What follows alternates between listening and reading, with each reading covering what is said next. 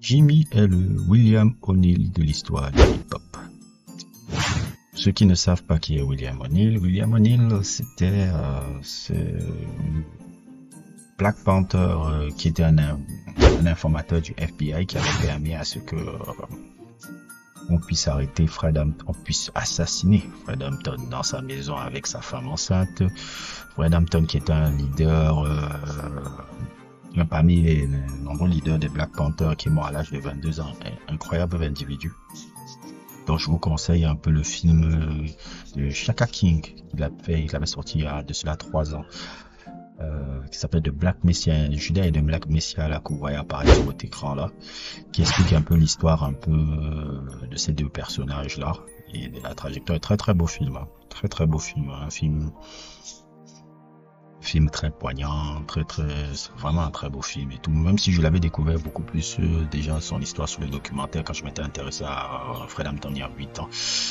D'ailleurs, c'est pour ça que ça me fait souvent tiquer quand Wanami Basquiat nous explique qu'il est le fils de Fred Hampton, parce que je dis, ta philosophie et la philosophie de Fred Hampton est complètement différente. Fred Hampton est un socialiste, toi tu es un capitaliste, et tu ne vas pas créer une affiliation au gars parce que tu es né le jour de sa mort. Ça me dérange un peu quand il le fait un peu, c'est récupérer des personnages qui sont complètement à l'opposé de ta philosophie. Fred Hampton n'aurait jamais validé un gars comme toi. Je pense que Fred Hampton aurait validé des Tupac ou des Kendrick Lamar. Il n'aurait pas validé toi. Tu n'aurais absolument pas validé. Hein. Grand bien lui fasse d'être capitaliste. Hein. Et tout, hein. Grand bien lui fasse. Mais j'aime pas quand les gens commencent à prendre des noms, des figures. Dire que oui, je suis l'affiliation de cette figure-là, alors que dans tout ce que tu fais, dans toutes tes actes et dans ta philosophie individuelle, tu es un prof capitaliste qui pense au profit avant tout de ses poches. Non pas que c'est un problème de faire du profit. Et ne te dis pas fils d'une affiliation dont tu ne fais pas partie. Ça, c'est mon problème un peu souvent avec certaines personnes. Bref, parenthèse refermée. Pour moi, Jimmy, le William O'Neill du hip-hop, parce que outre la défaite la plus cuisante qu'on ait jamais vue dans l'histoire, une défaite que lui-même a accentuée alors qu'il aurait pu faire profil bas et disparaître pendant 6 mois, 7 mois pour revenir plus fort et tranquillement et sortir son R&B avec Party Next Door, il n'a fait que accentuer vraiment cette défaite avec sa poursuite judiciaire. Et dans cette poursuite judiciaire, ce qui est très drôle à voir, c'est que il devient la balance maintenant même créateur de contenu sur YouTube. C'est-à-dire que le mec, il a commencé, comme vous le voyez avec tous les personnages qui sont là, les No Life Shack, RDC, Hide Senat et plein de créateurs de contenu qui ont réagi à l'époque à ce bif-là et que c'était un peu eux qui ont poussé un peu la popularité de ce bif-là de manière vraiment exponentielle et tout. Ils ont réussi à... Il a littéralement dénoncé ces mecs en les accusant qu'ils ont participé à la propagation un peu du son Not Like Us, comme le fait que pendant 2-3 jours, je crois pendant une semaine, le son Not Like Us n'était plus... je me trompe pas, le Kendrick Lamar avait fait que le son Not Like Us ne soit pas touché par les copyrights pour les créateurs de contenu, et Jimmy les accuse de complicité. Et ce qui me fait rire, c'est que tes créateurs de contenu là, c'est toi qui es souvent proche d'eux, c'est souvent ton monde plus que le monde de Kendrick Lamar, puisque quand tu as sorti ton truc de Family Matters à l'époque là, je me souviens très bien, tu avais sorti, si je me trompe pas, comment dire encore le mot, tu avais sorti dans cette vidéo là, tu avais demandé à Kate Senat de rester parce que je vais sortir ma morceau, donc tu voulais utiliser ces mecs là. Yo! Drake just text me!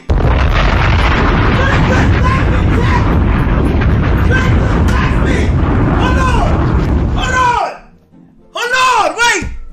Drizzy just text me! I got a report! I got a report! Drake has just texted me. Drake has just texted me.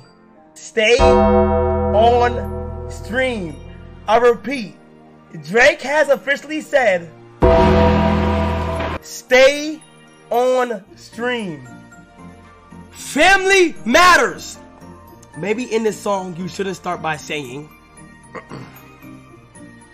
nah, fuck it. Maybe in this song, you shouldn't start by saying, Nigga, I said it, I know that you mad. I've emptied the clip over friendly or jabs. You mentioned my seed and I deal with his dad. Tu fasses la promotion, mais c'est seulement que ça t'a backlash. Et comme maintenant ça t'a backlash, tu viens les accuser de soi-disant des mecs. Fais la poucave. Il fait maintenant la poucave même au créateur de contenu. Ça c'est terrible, ça. Excusez-moi, vous avez dit que je fais beaucoup de sujets sur le gars là, mais je ne cesserai. Je vous ai dit en 2025, s'il faut faire même 100 sujets sur le mec là, je ferai 100 sujets. Parce que le nombre de fois où vous avez manqué de respect aux personnes qui vous expliquaient que cet individu là ne doit pas être dans cette musique là, vous le voyez maintenant. Maintenant, tout le monde commence à faire les petites vierges et faire, ouais, Drake n'a jamais été. Ouais, Drake n'est pas hip-hop en fait, mais Drake ne l'a jamais été. C'est ce que je vous expliquais sur ces sujets-ci, ces deux sujets-là, je ne l'avais pas vu. C'était bien avant le bif et tout. Et c'était une réflexion que j'avais depuis 10 ans, mais je n'avais pas encore de page. Ces deux sujets-là, je vous conseillerais de les regarder. N'hésitez pas, le lien en description. Et aussi, dans le sujet, je pense que vous devez donner beaucoup d'excuses aussi à Mos Def. Quand il y a eu le moment où vous avez insulté Mos Def de vieux, scrogneux, outdated, broke old rappers, je sais, broke as de vieux rappeurs, je ne sais pas quoi et tout. C'est ce que Mos Def vous expliquait là. Qui ne peut pas être de cette, qui ne peut pas, que Drake ne fait pas partie du hip-hop. Si vous n'avez pas vu aussi mon sujet sur Mos Def Black on the Side, un de mes meilleurs sujets, le lien en description là, ça apparaît là devant, le lien en description. Il vous le disait aussi.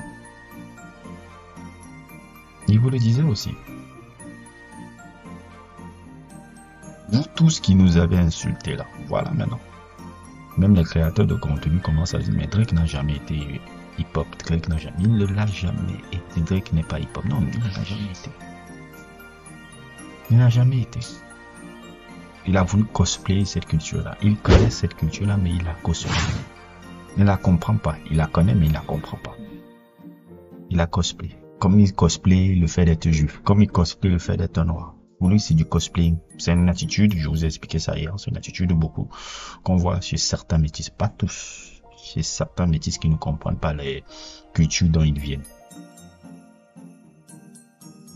J'ai vu un commentaire qui était très intéressant là, de Token, qui est un très bon, qui est un nouveau abonné et tout. Il me disait, globalement, j'ai compris un peu ton commentaire. Tu disais, l'important c'est d'être un être humain. Je suis d'accord avec ça. Mais c'est pas le truc d'un être humain. C'est que, je sais pas, comme si je demandais à Drake d'appartenir à une culture particulière. C'est-à-dire que le reproche que je fais à Drake, on va pas le refaire peut-être à un mec comme J. Cole par exemple, qui est un peu du même profil que lui. Pourquoi? Parce que J. Cole, c'est un métis qui vient qui a grandi même, qui est né en Allemagne, le mec. Il est né en Allemagne, avant d'aller en Caroline du Nord, il a été élevé par une mère célibataire aussi, blanche. Mais on lui a jamais fait ce reproche-là parce qu'il a toujours assumé qui il est. Drake n'a jamais assumé qui il est. Drake a toujours voulu plaire aux gens. Vous vous rappelez le premier sujet là, et c'est ça que j'ai sorti là, parce que moi je pense vraiment que c'est un don que j'ai. Je sais analyser les caractères des gens. Je sais vraiment analyser les caractères. Il y a parfois des gens, on me dénonce, je dénonce quelqu'un, on me dit que mais qu'est-ce que tu as vu chez le gars là que tu dis qu'il est con?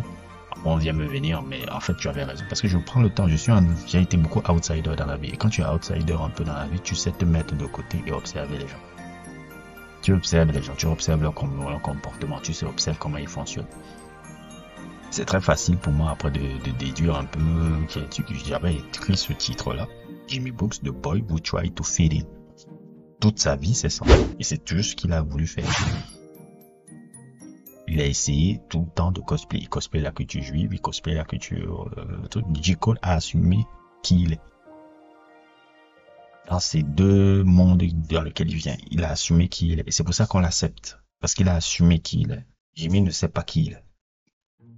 Et il a pensé que le succès, la réussite financière allait cacher ça. Alors que non. Si tu es un peu observateur, tu vois bien toutes les insécurités du zozo. J'ai connu un gars comme Jimmy. Je connais un gars comme Jimmy. Je vous ai raconté ça. J'ai connu un gars comme ça. Ils sont pareils. Ce gars-là et Jimmy là sont pareils. C'est la même type de personnalité. Et le même type de lâcheté. Dès que les choses ne vont pas dans leur sens, et tout, ils commencent à appeler la police. Oui, j'appelle la police. Oh, attention, oui, parce que... Et c'est les premiers à se moquer des autres. Le premier à être très moqueur des autres, mais le problème, le moment où il a l'humiliation, c'est j'appelle la police, j'appelle les gars parce que ils jouaient toujours les victimes. Nous sommes dans un cas d'école avec Jimmy Brooks. Donc moi, je me dis que tous les gars, c'est vous le faute. Vous êtes tous les fautifs là, tous les fans de Jimmy là, tous les gars qui nous ont insultés de hipster, tous les gars qui nous ont insultés de pseudo-élitistes à la con qui veut montrer qu'ils connaissent trop la musique et qui connaissent trop experts à hip-hop là. C'est à cause de vous que le gars là a pu être là pendant 15 ans. C'est vous qui l'avez rendu riche. C'est vous qui lui avez donné les clés. C'est vous les gars comme Cameron, les Mace, les 50 Cent, les Lupe Fiasco, les 8Ball et MGG, je mets même Future. Vous tous qui avez valé. Je mets même aussi E40 et Mr. Fab, qui étaient apparaissés dans de modos et autres et tout. Enfin, à l'époque où il essayait de rendre hommage soi-disant à la vessie, vous tous. J'ai failli même oublier les principaux responsables. La famille J. Prince. La famille de J. Prince. Puisque c'est grâce à son fils que Drake est entré aux États-Unis et a signé un contrat avec Young Money. Donc, eux, alors, c'est les principaux responsables. Surtout quelqu'un qui vient, fondateur de Rappelot ou etc., etc. Donc, lui, c'est le plus grand fautif même alors de l'histoire. Vous tous, vous êtes fautifs de ça. Ce gars-là est pire que Vanilla Ice. Vanilla Ice, j'ai même plus de respect pour Vanilla Ice que Drake. Sincèrement. C'est vous tous qui êtes responsables de ça. C'est vous qui avez créé ça. Mais maintenant, ne soyez pas surpris des conséquences de ce que ce monsieur-là. Il venait nous pleurer. Ouais, le gars n'est pas hip-hop. Il ne l'a jamais été. Et ce qu'on vous disait depuis le début. Vous parlez même de la poursuite judiciaire. Moi, ce qui m'a choqué à l'époque, il y a de cela 6 ans, 7 ans maintenant, c'était à l'époque du bif avec Betty. Quand il y a eu Story a dit donner l'impact que ça a eu. Qu'est-ce qui s'est passé qui m'a choqué? Quand il avait sorti le communiqué, là, après le bif, après le son, il avait sorti 2-3 jours plus tard le communiqué qu'on voulait apparaître. Là.